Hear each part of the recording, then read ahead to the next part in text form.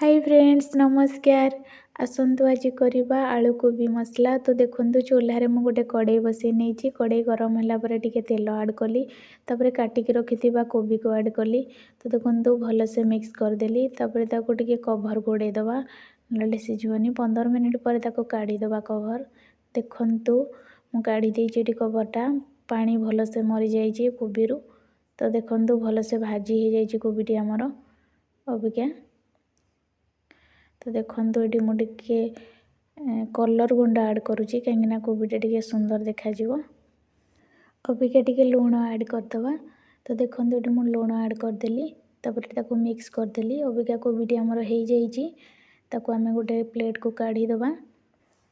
अबिका देखो चूल्हे में कड़े बसई नहीं सोरिष तेल आड कली देखो ये काटिक रखि पियाज को मुझे आड कली। तो भलसे मिक्स करदेली। तो देखो पियाज टे भाजी आसला। अबिका मसला आड करदे अदा रसुण जीरा सोरिष पेस्ट। तो देखो अबिका हलदी गुंड आड कली लंका गुंड टे आड करदे।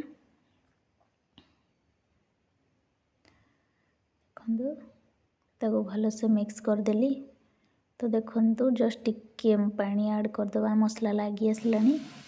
तो अबिका टे चिकन मसला आड करदे। तो टिके लुण मसलाटा सीझीब जस्ट टिके लुण आड करदेली। तो देखो टिके धनिया पत्र आड करदेली भल वासना आसीबो।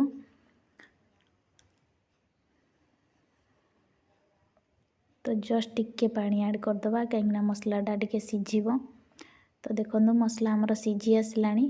अबिका मु भाजिक रखि कोबी को आड कली अबिका सीझा आलू को काटिक रखी ताकू आड कली। तो ताकू भलसे मिक्स करदेली। देखो आमर भलसे कषि हो जाइए। अबिका आम जी झोल रखा से पानी आड करवा। देखो ये आम टे लुण स्वाद अनुसार आड करवा। तो देखो धनिया पत्र आड कली अबिका टे कभर देदेली कभर काढ़ीदेली 5 मिनिट पर। देखो ये आमर मसला आलू कोबीटी रेडी हो।